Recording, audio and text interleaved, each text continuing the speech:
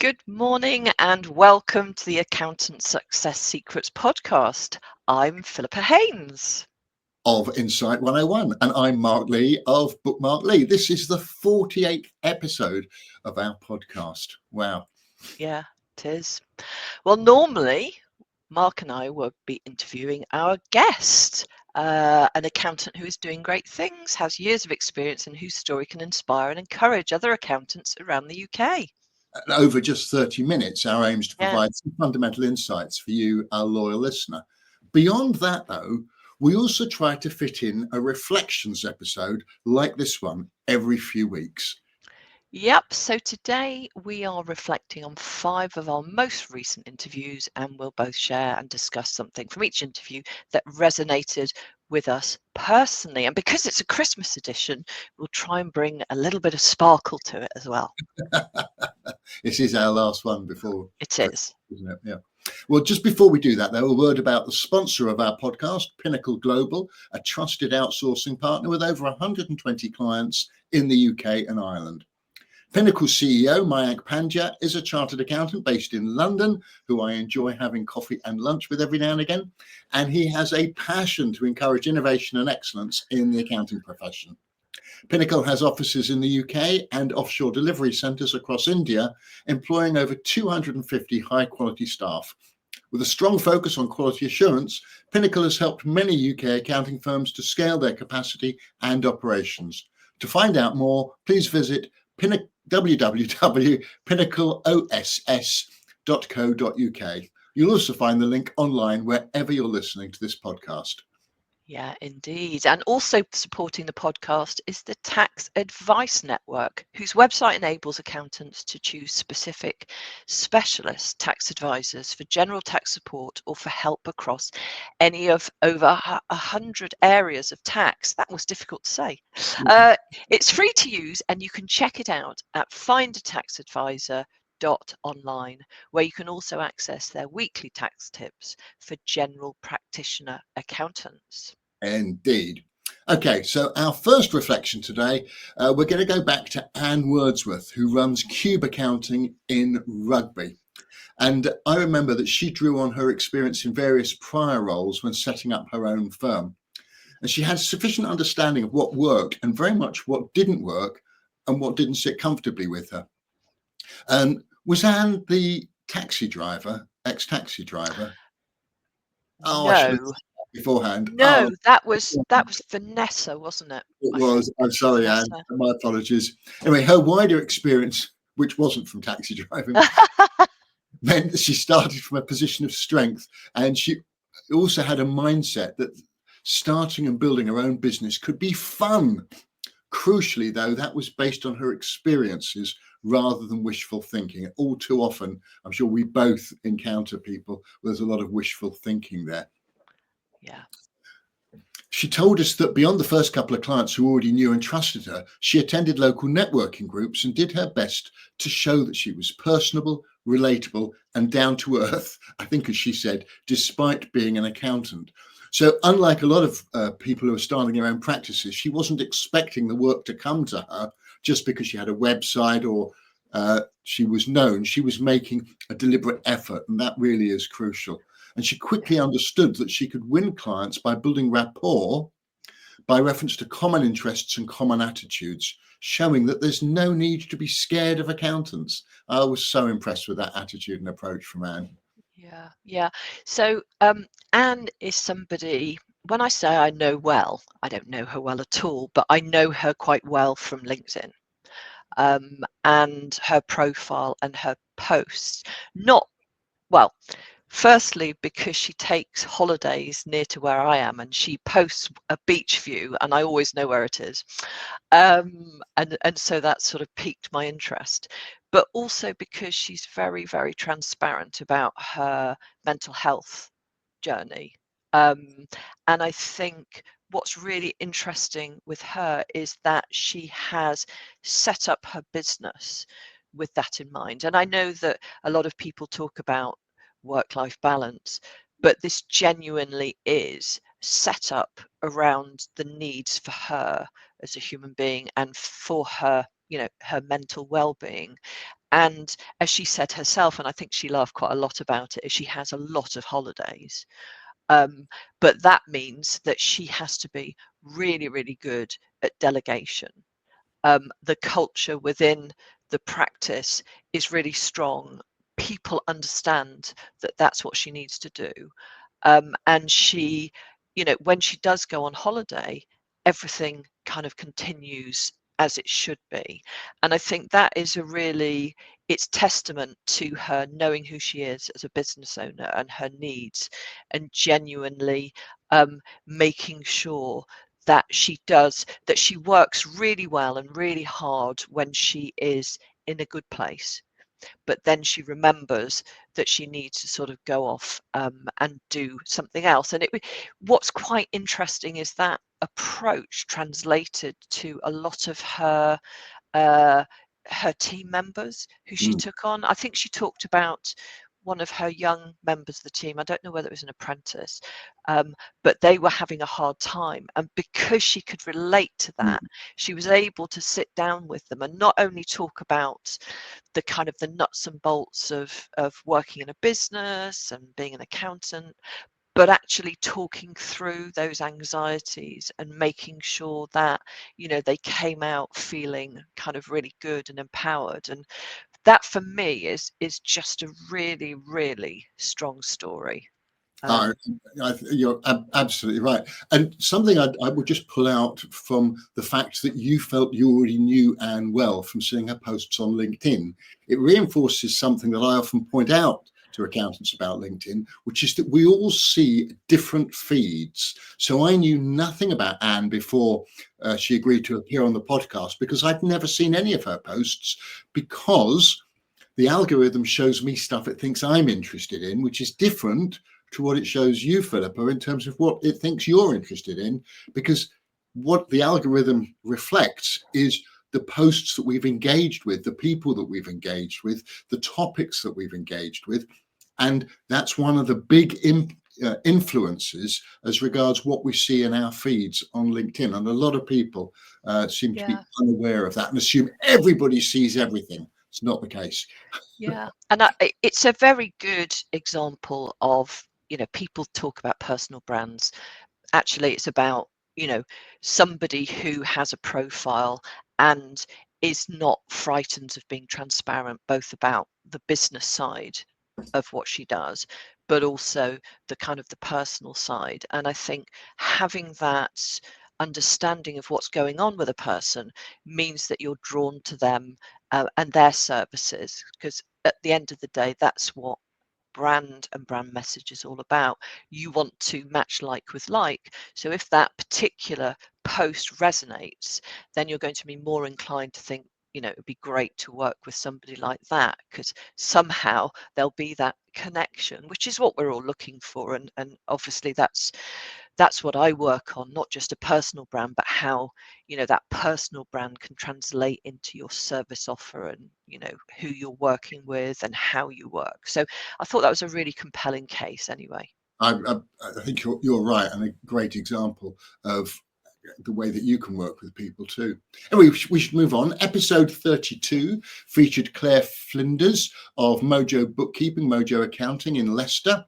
And something I recall from quite early on in that conversation was it's very easy to compare yourself with more established accountants, but what works for them might not be right for you. And I think that came out in Claire's story.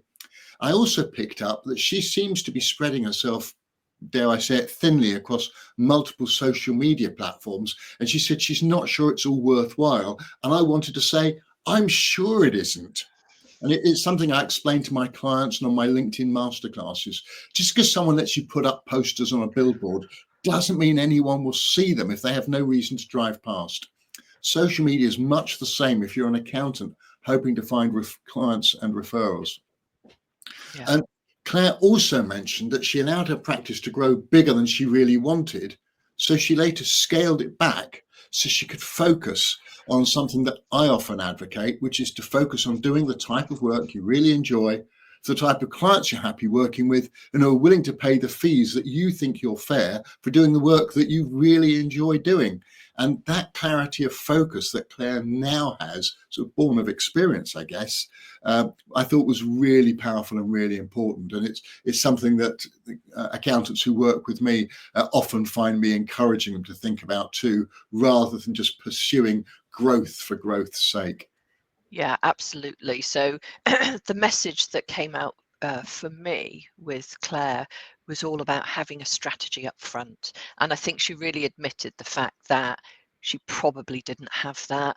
She got carried away with what everybody else wanted, which was, as you said, growth and sort of a team. And I think at one point she had about 10 people or something, and has pretty much collapsed that back down into just her pretty much, and a bit of outsourcing. And one of the sort of results of not having a strategy, as you said, was she didn't enjoy it. She experienced severe burnout, and ultimately pulled it back to reduce overheads. And she admits herself that she's far more profitable now, um, even with the downsizing, and of course all of the hassle and not having to work with as many team members for her really worked. But that's not to say that she's not a people person, because she Absolutely. set up her own, I think, networking club, and she Yeah. set up the Mojo Business Club, where she's working quite directly with startups, but talking about the kind of what it's like to be a business owner, rather than just focusing in on the financial stuff. But I think that the really important message here is have that brand strategy. And I'll use the word brand in that because it's all about, what's my business about? Who am I going to focus on? What's that message going to be? And how am I going to do it? Do I want to have a team of 10 people, or do I want to do it myself? Now, obviously, we can't always have that information up front, because some of it does require experience, but equally you can shortcut the process. Yeah, So very there we much go. so. Great stuff. Yeah. So, okay, so interview 33 was with Haley Meager of Butler's Chartered Accountants in Leigh-on-Sea in Essex. She told us she learned an important lesson, which I know resonates with many accountants. She no longer gets swept up in the moment whenever anyone says they want her to be their accountant. She first ensures she wants them to be her client. And isn't that an important lesson? Yes. As part of her advisory offering, the firm keeps clients' bookkeeping up to date on a consistent basis, not just monthly or quarterly, which is a sort of a traditional approach, perhaps. And this helps her to evidence helps her to evidence the aim of the firm to be business development mentors, because they're on top of their clients' finances. And Haley was also clear that when clients ask questions, she doesn't just give answers or options, she gives advice. She knows her clients well enough to advise them what she would do, for example. And that reminded me of a system that I've recommended to accountants for many years, the ABCDE of client service. Basically, it's the 5 things clients want. And I know one of my early mentorees is that no, mentees. Mentees, yes. I've never really liked that word, but I remember one of my early mentees originally put this on the back of his business card. ABCDE. A stands for advice. We don't just give answers; we give advice where it's necessary. We give our opinions as to what we would do if we were you, because we understand you. B, we act as a barrier between you and the revenue, HMRC. C, we deal with the compliance paperwork, so you don't have to worry about it. D, we tell you the dates when things need to be done. And E, we give you estimates of the tax payable or repayable. And my advice to accountants is to recognise that those are the 5 things most clients want, certainly from compliance-focused accountants, but the advice bit, rather than just answers to questions, is perhaps the most crucial there. And finally, in my reflections here, I was amused by Haley's admission that when she started out, she couldn't afford high-priced tax update courses, so she'd ask friends to share their notes from such courses with her, which So I thought it was a wonderful idea, and I'm sure she's not alone in that. But it reminds me something that we don't really mention often enough, to my view. Listeners to this podcast can get the weekly tax tips from the Tax Advice Network, and these are written specially for general practice accountants. Simple tax tips to use on a daily basis, together with links through to the more detailed information if you need it. You can get those from taxadvicenetwork.co.uk or findataxadvisor.online, as mentioned earlier. Good stuff. Yeah. I thought that was amusing as well. It probably cheeky as well, I suspect.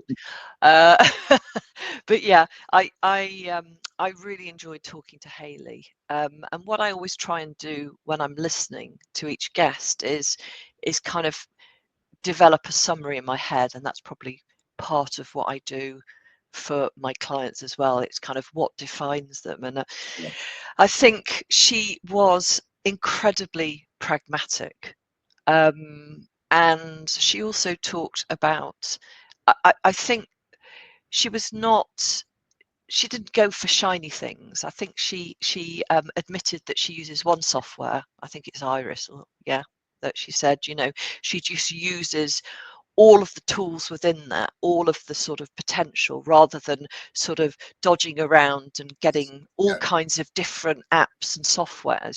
She just she sticks to one and really makes the most of it. And that's what I mean, the sort of the pragmatism of it, and also the slow growth. I mean, I think Slow but steady. Slow but steady, and consistent. Yeah.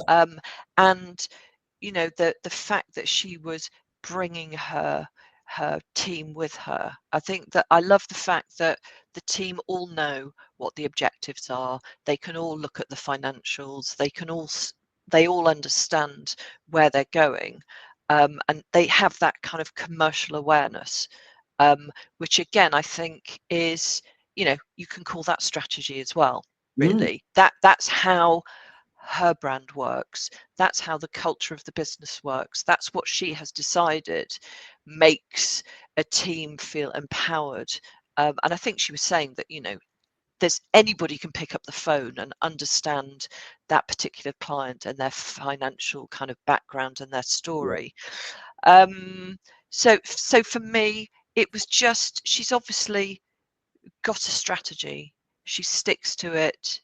She's not necessarily always on kind of social media, and that's kind of why we're doing these podcasts, because we want to learn and hear from people who aren't necessarily always out there telling what they're doing. I think it's really good to get somebody like her to say, actually, I keep away, I keep my eyes and ears kind of open about the industry, but equally I know where I'm going, and I try to keep my attention within the room, within the office. And she was quite clear as well that she has an office, and the team members, all want to work together. So it felt really good, and it felt very solid and healthy, I think.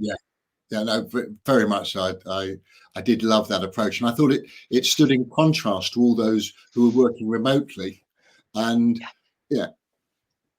as I always say, you have to find what works for you, your clients, your colleagues, your style, your approach. There is no one best way, because everybody's different. And that's okay. Yeah, absolutely. Totally. In fact, talking of differences, interviewee 34 was Andrew Evans, who runs Skylife Accountancy from an office in Caerphilly in Wales. He's the guy who currently specialises in the video gaming industry, especially the video game studios with sustainable funding. And I was really pleased that we drew that out. It's not, his clients are not based around people who've had an idea for a video game and they're working on a shoestring. Unable to pay themselves, let alone their accountant. And he was honest, though, about how hard it was to set up and build a practice, especially, I think, because he'd never worked in practice himself. And part of me wanted to identify this as a mistake, but I've just recently been approached by a prospective new mentoring client who also has never worked in practice themselves.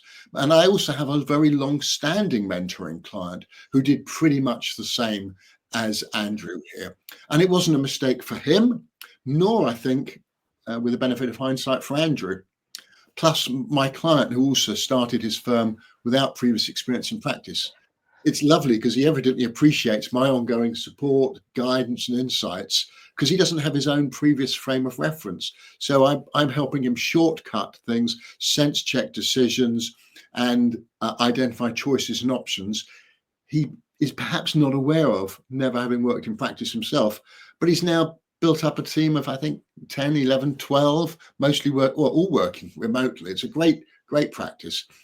Indeed, yesterday I received the most beautiful hamper from him. I mean, he pays me a retainer every month, but I got a beautiful thank you hamper from him and his wife. I was deeply, deeply touched by that. And I sent him the opening video of just showing how glorious and wonderful it was. Oh, My wife loved it as well. It was just wonderful. that was Anyway, great. it was great. I'm sorry, we said Christmas theme, so it was a Christmas Christmas hamper, but yeah, mainly chocks and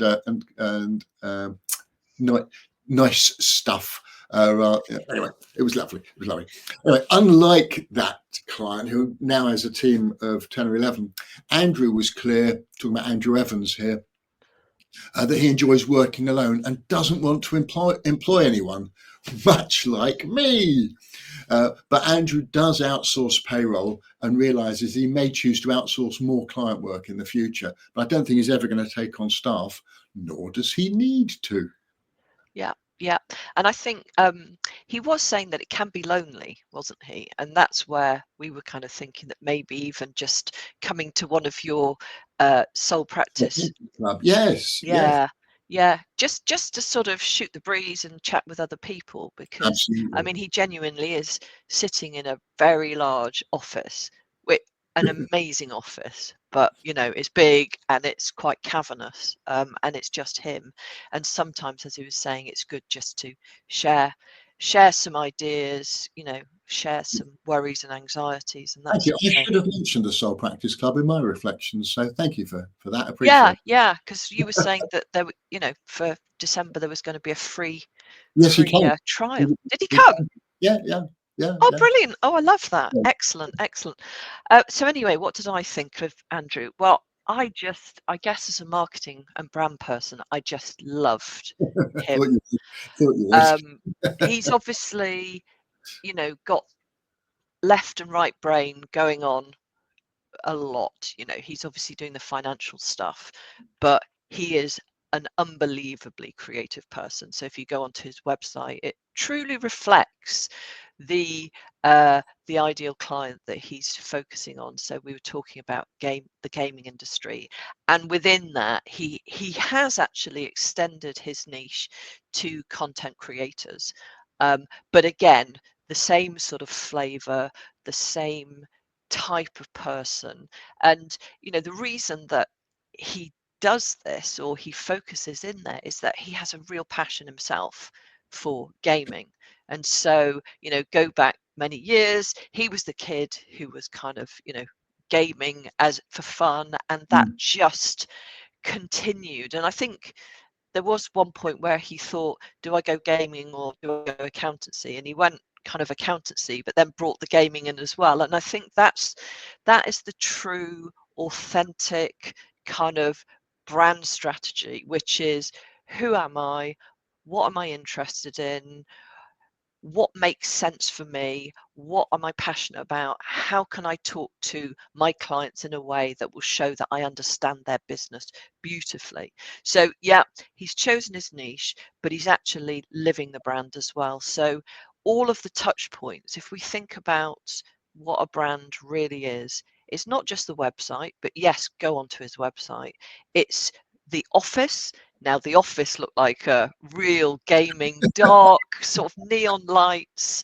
It totally was him and the gaming industry. And he actually admitted, because I used to work in that sort of area as well many years ago. And one of my abiding memories was that if you are a gamer or a developer, you pretty much sit in a dark room in a box and kind of work away. And he was like, you've got it, because in fact, I turn the lights off. When this podcast stops, I turn the lights off, and it's just me and the laptop, and that's how he works. But again, it's living the brand. If somebody comes to the office and he has a room, where you can have meetings, and he's thinking about, he's got some kind of podcast studio that he's created as well. Yeah.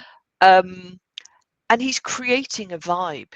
He's creating a brand and a practice that really resonates with that industry. So yes, it's fun. Yes, it's quite quirky, but equally it's really important to show and demonstrate that you are, you understand who your client is. And as soon as they walk through the door or get in touch, they actually live that brand. They don't just, it doesn't just pick up the phone and then that turns into something else. There is no disconnect, and that's really important. And I could tell why you loved that so much, because he's probably one of those rare breeds of people who have already live and breathe, were able to identify a clear brand and branding that resonates and that is true to him, resonates with clients. Whereas I imagine most of the accountants who approach you have this misconception branding is about choice of colors or what your website looks like, and missing the need to really identify the essence of who they are, what they do, how they do it, type of clients they work. And that's absolutely right. I mean, Andrew's an extreme example, or rather an amazing example. But every single person, every single accountant or bookkeeper has something unique about them, because we're human beings. So Mark, there's something in the way that you operate, what you're interested in. I'm looking at your magic wand, etc., etc. So nobody should feel that they aren't different enough, or that somebody like me will not find it, because we are all incredibly different, which is why it works. But sometimes you need somebody else to find that for you. Indeed. We should move on to our final guest to talk about today, Sam Newton, who founded Gravitate Accountancy based in Kelham Island in Sheffield. Was another really inspiring guest. He promised to be an open book. He really was. And some of what he explained might seem controversial to some of our listeners, such as the way his 30-strong firm runs without timesheets, time recording, or time-based fees. How they encourage clients to call up with queries without fear of being charged for the call. Yes. And involving the team in choosing what to add into their benefit packages. And in each of those cases and more, Sam explained why what he does works for his firm, for his staff, and for his clients. And that doesn't mean that that approach is right for everyone else. And if you're interested in those interviews, it's absolutely worth listening to the interview.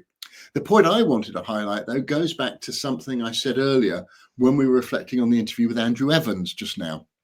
Unlike Andrew, Sam has two co-founders, and the three of them run the practice together. And it won't surprise you, based on what we've just been saying, to hear that I think this facility to discuss plans and strategy with someone else, with each other in this case, could be a key reason why Gravitate has achieved the growth and success that they have. And it's certainly one reason why some of my clients look to me to help them to sense check their ideas and plans, and to encourage them to pursue their ambitions if they don't have anyone else in the profession who will build and develop that close relationship with them, to be honest with them, and to help guide and support them. I think when we spoke to Sam, my outtake was that he has a real abundance mindset. I think that was the word I came up with. And that means that, as you said, they're going to help the clients, and they're not going to say, well, actually, that's half an hour, we're going to charge you. It's more of that is just part of the journey. And at some point, you are going to grow and you are going to spend more money with us. And so that is okay. And I think, this abundance mindset, it goes across the business. So again, it is a brand thing. It is the way that he thinks about things translates into the way that he works with the business, what he offers the team. So the teams all, they can choose their benefits every year. So it's like, what would you like to have this year? What would make it great for you? Actually, by the way, what he doesn't do then is say, okay, that was the end of the benefits last year, we're now going to replace them. He says, Yeah, no, we just add to it. yeah, And I love that. So what it really meant was his team were choosing benefits and what made the sort of culture special, but they were choosing it. yeah, And that's, I think, really important. Um, what really stood out to me as well was this strength of team. yeah, It's a really strong team. Everybody says that. It's all about teams and everything. But I genuinely think here there is something special. So everybody operates as squads. So they've used that sort of sporting metaphor, I guess, rather than pods, which I think we've heard about via many, sort of accounting influencers. But, they use squads. Everybody's kind of working together. Everybody works with specific clients. But I think that they work as a team so kind of, there's strength there, even down to the well-being side of things, where yes, Sam says that actually the only time he has to go to the gym is actually if somebody comes to them. And so they have a sort of mobile gym that comes to them every week. I think it's every Wednesday. Now, that sounds like a gimmick, but he was in his head, he said, we could offer gym membership, but that means that everybody goes separately. And what he really wanted was a team activity so that everybody's getting together and sort of having that moment of kind of physical and mental well-being, etc. So it's really, I just thought he was a really thoughtful, really strategic person, and yeah. and great for the Gravitate team, I think. I'm sure that's the case, and he came across so genuine as well. I don't think there was any hype there or attempting to pull the wool over anybody's eyes. So it was all genuine. We could both tell. Yeah. Anyway, once again, time's flown. We need to wrap things up. We'll be back to our normal half-hour interview format in the new year, and then Yeah. there'll be another reflection session in a few weeks' time. Yeah. So in the meantime, kind of obviously we'd love it if you listened in, and recommend us to other people. And if you would like to be interviewed, let us know. You've got Christmas to think about it. And if there's somebody else that you'd like to recommend who you'd love to hear from, then again, let us know. Yeah. Yeah, you'll find all of the interviews and episodes we've mentioned on LinkedIn, YouTube, Spotify, and on Apple Podcasts. If you feel we deserve it, please give us a 5-star review on Apple Podcasts to help us to reach an even wider audience. And please also let us have your feedback and share the love online too. Yeah, just before we finish up, our thanks again to the sponsor of this episode, Pinnacle Global Group, your trusted outsourcing partner. Do check out their website and let their CEO, Mayank, know you heard about Pinnacle Global on the Accountant Success Secrets podcast. And thanks too to the Tax Advice Network, the easiest way for accountants to reach specialist tax advisors. Remember, there's no charge for using the website findataxadvisor.online, where you can also access the weekly tax tips for general practitioner accountants. And Philippa, let's quickly just share our contact details in the traditional way. How can listeners find out more about you and Insight 101? Okay, well, the best place is to go on to LinkedIn, and I think we've mentioned that a lot during our podcasts, but also on my website, you can book a kind of a brand discovery session there. So it's www.insight101.co.uk. And I think what this kind of review session highlights is that there are a lot of great accountants out there, and we take out quite some really good perspectives and stories and kind of observations about their brand. A lot of these accountants don't actually know that they're doing that. We're pulling out some great people, but there are some other people who kind of need somebody like me to work with them to say, okay, so what makes us unique? What's our special sauce? And how can we really begin to operate in a similar way? If that's something that's interesting to you, and you really want to get that and make it happen in the new year, then please get in touch. So Mark, how can listeners find out more about you and your support services for accountants? Well, online everywhere. I'm Bookmark Lee. Even my business card is a bookmark. So that's on LinkedIn or bookmarklee.co.uk. And I tend to support accountants who run their own practice and maybe, not telling everyone, but maybe they're feeling a bit isolated, frustrated, overwhelmed, especially looking into 2025 and moves towards MTD and other changes that are happening. Anyway, some want just a brief conversation with me, a bit of a boost. Some want regular one-to-one mentoring, and some appreciate the camaraderie and support from my sole practice club, and a few want both. But there's no obligation, there's no strings. If you want to book a call with me, just have a conversation and see if you like the idea of working with me, and crucially, if I like the idea of working with you. Yes, great stuff. That's it. So, okay, we are done for 2024.